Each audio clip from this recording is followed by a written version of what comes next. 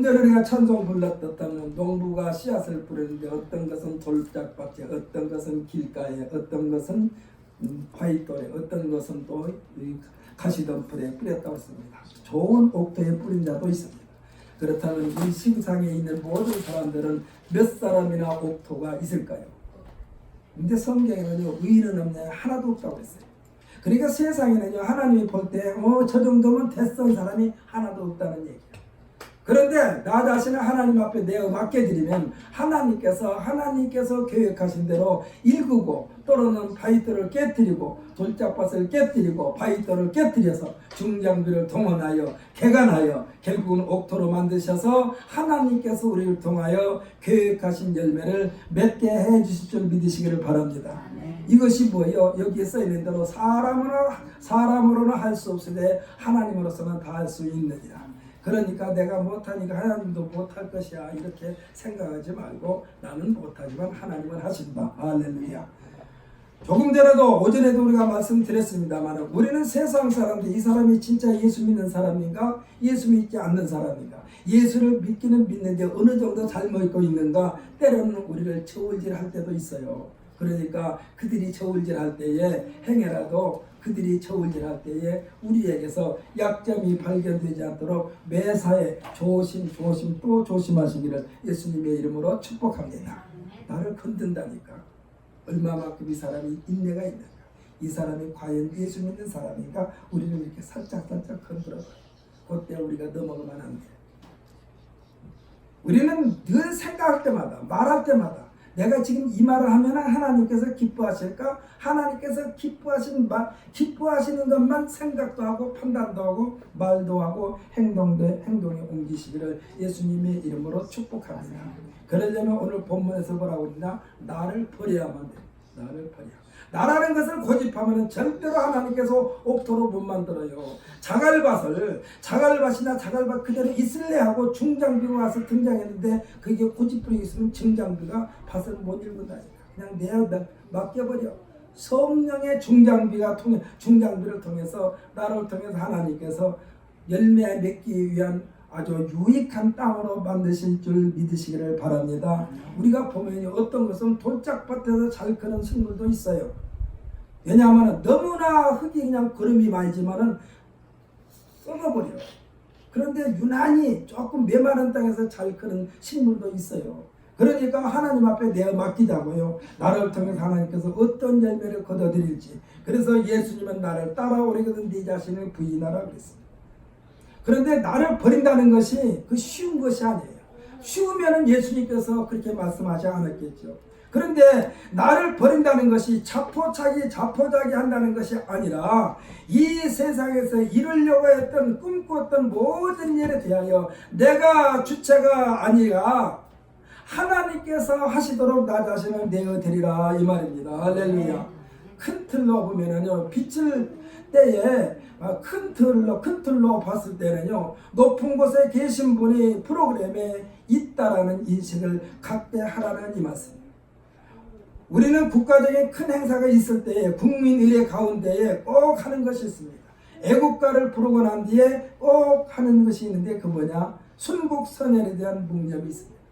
여기에서의 순국, 나라를 위하여 자신의 모든 것을 우선하여 자신의 몸을 나라를 위하여 바친 사람들을 추모하는 시간이요, 비록 짧은 시간이지만은 한 1분도 안 될 거예요. 묵념하는 시간이.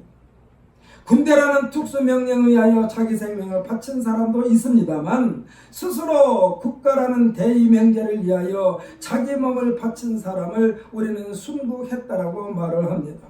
이 위대한 사람들은 자신의 권력 지친을 뒤로한 채 전쟁에서 장렬하게 자기 생명을 나라를 위하여 바친 사람들을 의미합니다.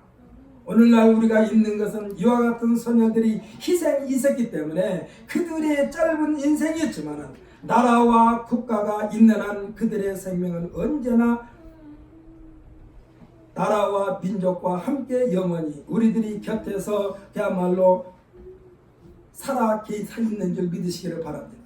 그래서 그 사람들이 죽은 지가 수십 년, 수백 년 되어도 꼭 그 사람들의 이름을 떠올리잖아요.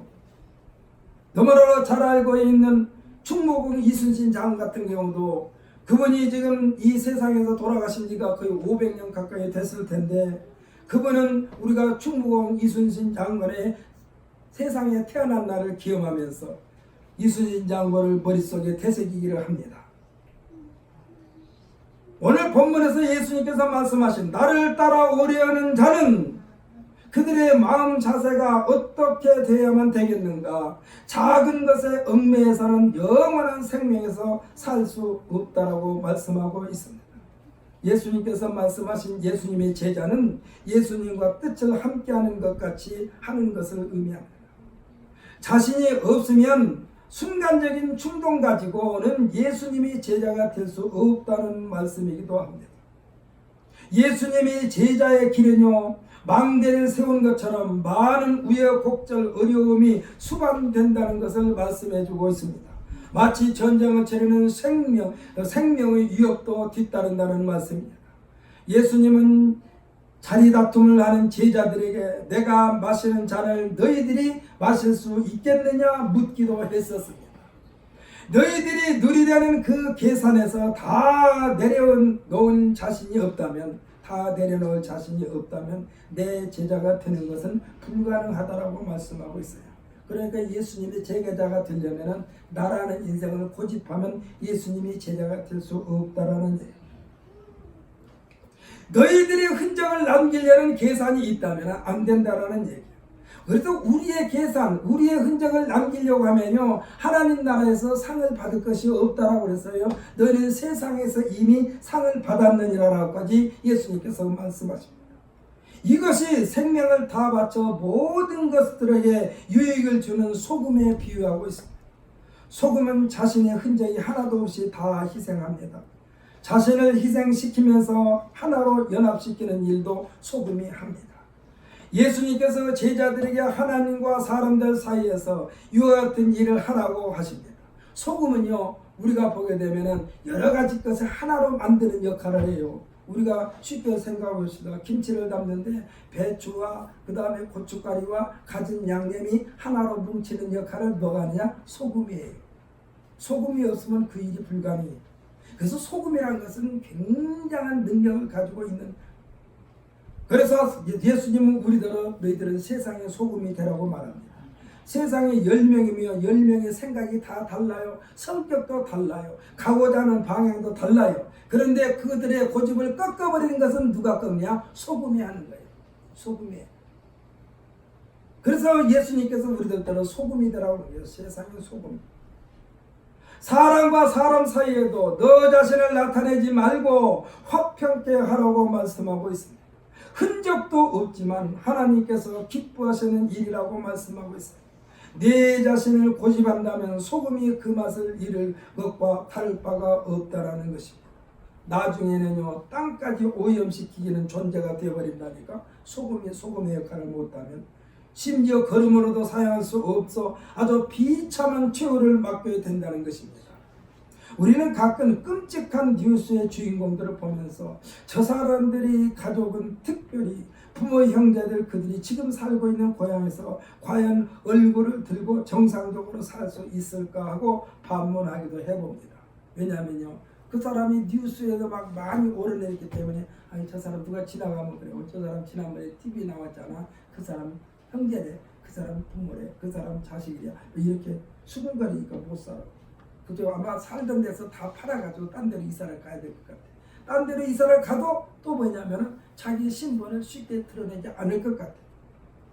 사랑하는 성도 여러분, 예수님께서 우리에게 요구하시는 것은 무엇을 하든지 우리로 하여금 하나님의 영광을 먼저 생각하라는 말씀인 줄 믿으시기를 바랍니다. 그래서 내가 지금 하고 있는 것이 하나님의 영광을 가리우는 일이라면 꼭꼭 눌러 참자 이 말씀이요. 할렐루야. 우리는 꾹꾹 눌러 참읍시다. 그런데 사람들이 말해요. 그래서 아마 내 속을 들여보면 내 속이 숯처럼 새카맣게 탔을 거야. 근데 새카맣게 타도록 하지 않아요. 우리는 하나님 앞에 가서 다 털어놓을 수 있도록 문을 열어놓으셨어. 그래서 예수님 성경에서 말씀하시는 거예요. 너희는 내게 와서 부르짖으라. 다 토해버리라 이 말씀이에요. 담아놓지 말라는 얘기예요. 답답하고 컬컬한 마음 담아놓지 말라는 얘기예요. 사람들에게는 아무리 말을 해도 말해도 자기 자신만을 나타내려고 그래요. 그래서 우리 성경에서 너희 관용을 모든 사람에게 알게 하라 이 소리는 너희 마음에 예수님을 품어라 이 말씀이나 마찬가지다. 그러니까 우리는요, 우리 자신의 육신의 정욕을 생각하지 말고 하나님의 영광을 먼저 생각하라 이 말씀입니다. 하나님은요, 하나님에 대하여 이미 나는 너희 하나님 여호와이니라 라고 선포하고 계시는데, 하나님은 우리 하나님이라고 선포하시는데 우리는 정작 하나님과는 아무 관계가 없다니까요, 이렇게 자꾸 단죄를 하려고 할 때가 많다는 얘기요. 그러면서 무슨 할 때 하나님 이거는 제가 생각할 때 이건 분명히 잘못된 길로 가고 있는데 하나님 잠깐 눈 좀 감아주면 안 될까요? 이럴 때도 있어요. 우리는 그러지 마십시다. 할렐루야. 우리는 하나님 앞에 100% 면접을 오픈해버려. 그러니까 우리가 해야 할 하나님에 대한 일이 있다면 우리로 하여금 하나님을 하나님 되게 대접해 드리는 일 외에는 없어요. 이제 우리를 통해서 저 사람은 분명히 하나님이 함께하고 있구나. 저 사람은 하나님을 신실하게 믿는 사람. 저 사람을 건드렸다가는 내가 날벼락을 맞아. 왜? 하나님이 가만두지를 않아. 이런 말을 우리 입으로 하는 것이 아니라 다른 사람을 통하여 그런 말이 나오도록 우리들의 모든 행동 거지를 그렇게 해야 된다 이 말입니다. 할렐루야. 그래서 우리가 너무나 잘 알고 있는 요셉이라는 사람이 보디발의 집에서 종살이할 때 보디발이 요셉을 바라보니까 분명히 요셉은 하나님이 함께하고 계신 것을 볼 수가 있었어요. 왜? 그냥 일반 사람들과는 다르니까.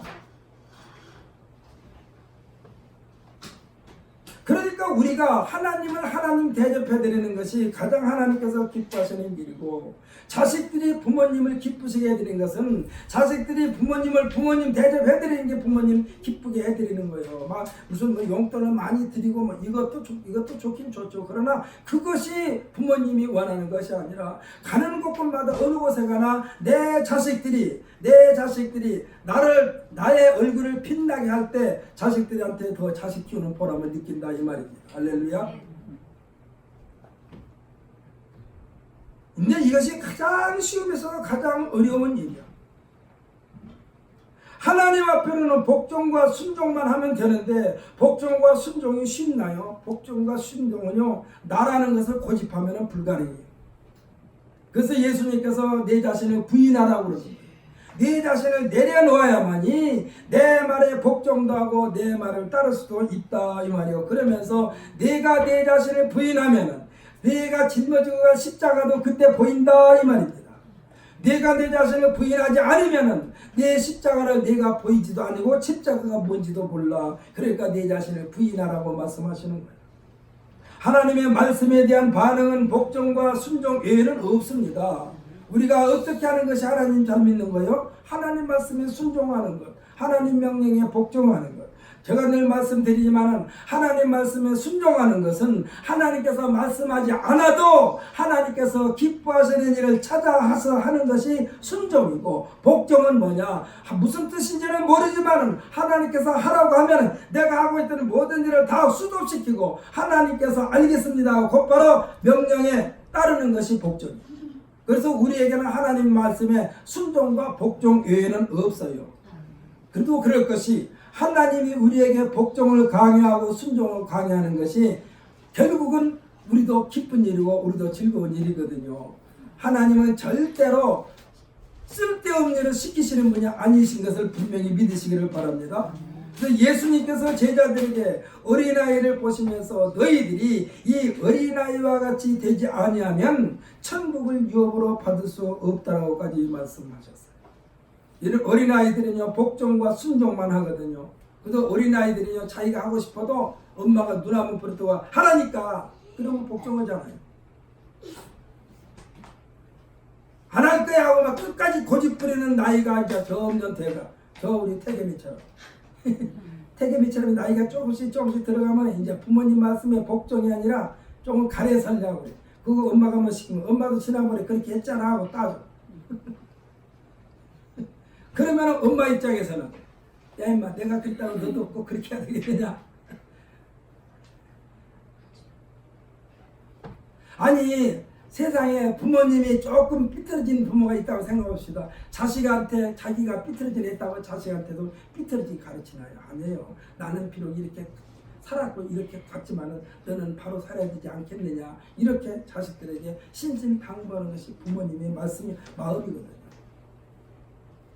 근데 이제 점점 나이를 먹으면서 이게 복종과 순종이 빈도가 낮아져. 그전에는 시키면 시킨 대로 쪽쪽했는데 이제 조금 머뭇거려. 조금 있다가요, 잠시 후에요, 이것 먼저 하고요, 이렇게 해서 조금씩 순종과 복종에서 거리가 멀어져. 물론 이거는 긍정적인 쪽으로 볼 수 있어요. 이제 점점 얘가 독립하려고 발버둥치고 있구나, 이렇게 보면은 야말로 좀 긍정적인 면도 되지만은, 그러나 어린 나이가 그렇게 될 때 부모님 마음에서는 속으로 많이 저게 커서 못 되려고 저러나 이렇게 돼버려. 하나님께서는 우리에게 복종과 순종, 그래서 하나님은요 우리의 수준에 맞게끔 항상 요구하신 줄 믿으시기를 바랍니다. 하나님은 우리에게 너무나 내가 할 수 없는 것을 시키시는 하나님이 아니요, 내가 할 수 있는 것만 하나님께서 시키신 줄 믿으시기를 바랍니다. 그래서 우리가 정신 차려야 할 것은 내가 지금 하나님께서 원하시는 길을 가고 있는가, 아니면 엉뚱한 길로 가고 있는가. 우리의 몸이요, 우리 몸이 건강이 우리가 아무리 발버둥 쳐도 하나님께서 원하는 방법으로 살지 않으면 우리 몸은 스스로 건강을 해치게 되어 있어요. 제가요 나이를 먹어보니까 젊었을 때는 한 이틀 전에 꼬박 새도 괜찮았는데 나이를 먹으니까 하루 종일만 꼬박 새도 이상해. 정신이 몽롱해져요. 정신이 몽롱해지면 판단력이 흐려지는 거예요. 그 감각도 둔해져요. 그래서 요즘에는 60몇 세인가 70세가 넘으면은 나라에서 운전면허증도 반납을 하고 그래요. 왜? 뭐 운전 실력이야 똑같이 있겠죠. 그런데 이게 감각이 둔해지니까 브레이크를 밟을 때 브레이크를 확 제대로 밟아야 되는데 악셀레터를 밟을 수도 있고, 그러니까 이 운전면허증을 나라에다 반납을 하고 그래요. 이제 하나님께서 우리에게 낮과 밤을 주신 것도, 밤에는 밤, 낮은 낮으로 살아야 되는데 밤과 낮을 뒤죽박죽으로 살게 되면요 나라가 시끄러워요. 그래서 조용할 날이 없어요. 옛날에는 통행금지가 있어가지고 밤 12시부터 새벽 4시까지인가 4시 반까지가는 사람들이 전혀 길거리 다니지 못하게 했기 때문에 그 시간이야말로 온 천지가 잠을 자는 시간이에요. 근데 내가 볼 때는 지금도 그런 게 있었으면 좋겠어요. 통행금지가 있어가지고 밤 몇 시부터 몇 시까지는 일전 사람들 돌아다니지 못하게. 만약에 정 그렇다면 지역별로 뭐 서울은 몇 시부터 몇 시까지, 뭐 경상도는 몇 시부터 몇 시까지 하더라도 꼭 밤과 낮을 구별해서 이렇게 하도록 했으면 참 좋을 것 같아요. 옛날에 충청북도는 우리나라가 전체가 이게 바다와 이렇게 돼 있는 도시에서는 다 통행금지가 다 있었는데 충청북도만 통행금지가 없었대요. 그래가지고 충청북도하고 경기에 사는 사람들은 12시가 다 돼가면 충청북도로 싹 넘어가. 길만 하나 넘어 충청북도, 충청북도가 아니고 이쪽은 뭐 충청남도가 되든지 강원도가 되든지 이 경상도가 되든지 이렇게 경계선이 닿으면은, 경기도가 되든지 이렇게 경계선이 닿으면은 밤 12시쯤 되면 사이렌이 울리려고 하면은 빨리 충청북도로 넘어가서 실컷 즐기고 그렇게 넘어온다는 그런 말도 없지 않아 있었어요. 어찌됐건 밤과 낮의 구별이 없이 돼버렸어요. 그리고 자기 마음대로 밤과 낮을 그냥 사는 거예요. 그러니까 이 건강이 건강을 해칠 수밖에 없어요. 밤은 밤으로 살고 낮은 낮으로 삼으라고 하나님께서 만들어놨는데, 밤낮 구별 없이 밤이고 낮이고 뒤죽박죽으로 살면서 건강이 안 좋다고 그러면요, 그건 하나님의 법칙을 어긴 거거든요. 그래서 우리들은 하나님 말씀에 어린아이와 같이 순종도 하고 복종도 하고, 그래서 하나님 말씀 앞에는요 따지면 안 돼요. 조금 있다가 잠시 후에는 안 통해. 하나님 말씀에는 어린아이와 같이 순종과 복종만 있을 뿐입니다. 할렐루야.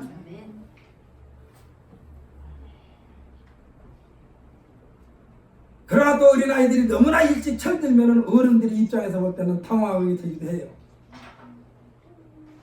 그럼 또 어린아이들은 또 무서워, 두려워. 너무나 일찍 철이 들어버립니다.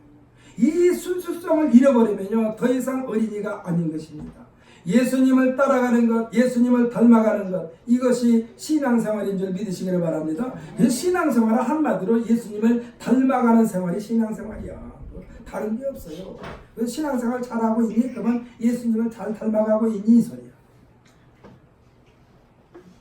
이 신앙생활의 꽃은 아버지 앞에 하나님 앞에서 활짝 피어 영원한 세계에서 영화를 누리는 것인 줄 믿으시기를 바랍니다. 그래서 영화는 뭐냐?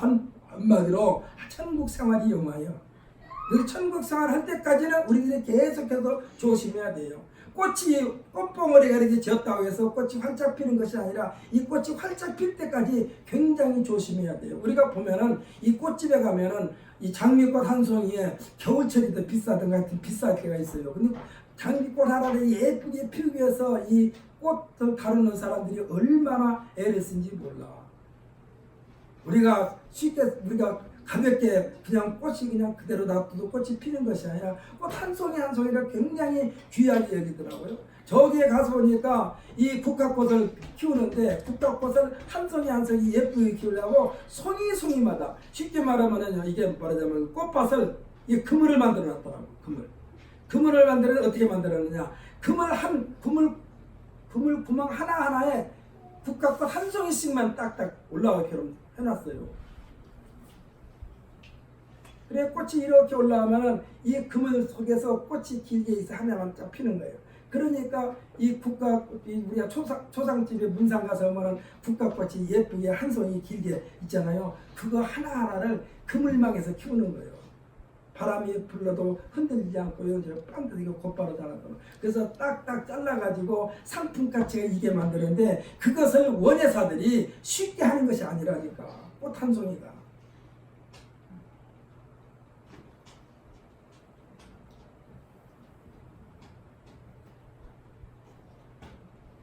그러니까 하나님께서는요, 예수님께서는 어린아이들이 이 순수성을 잃어버리면 더 이상 어린아이가 아니에요. 이 신앙생활의 꽃이 아버지 앞에 하나님 앞에 가서 활짝 피어야 되는데 중간에서 벌레가 먹어서 떨어져 버릴 수도 있고 관리를 잘못해가지고 썩어버릴 수도 있고 그렇다니까. 그래서 이 영화에 이르기까지요 수많은 역경을 거치는 거예요. 우리가 요즘에 추석 명절이 되니까 배 하나가요 참 좀 거기다 좀 더 보태면은 사람 머리만씩 큰데 어떻게 저렇게 큰 배가 다음에 탈릴 수 있을까? 그거 하나 키우는데 농부가 얼마나 애썼겠어. 과수원을 다루는 그 사람이 얼마나 수고를 많이 했겠어. 그래서 이 배 하나에 몇천 원씩 가는 거예요. 몇천 원씩. 그 키우는 과정을 보면은 그렇게 받아야 되겠다 생각이 들어요. 이것이 영화요. 아주 상품 가치를 완벽하게 해서 사람이 맛있다 될 때까지 거기까지 커오는 게 영화예요. 이게 우리들이 신앙생활이 하나님 앞에 가가지고 하나님께서 그래 됐어 이제 들어와라 해서 천국에 쏙 들어갈 때까지 그게 영화예요. 그러니까 그 영화를 누리는 거예요. 여기서 천국에서 영생의 나라에서 할렐루야. 그러니까 우리가 꽃필 때까지 영생의 나라 들어갈 때까지 정신을 바짝 차려야 한다니까. 정신을 바짝 차리지 않으면요 벌레가 와서 다 쪼아 먹어버려요. 제가 지난주에 말씀드렸나요? 고추밭에서 고추를 잘 익어서 이 다음에 와서 따야 되겠다고 해서 그 이튿날이나 며칠 있다가 가서 따려고 이렇게 만지니까 물컹이 땅에 떨어져 버려서 얼마나 아까운지 몰라.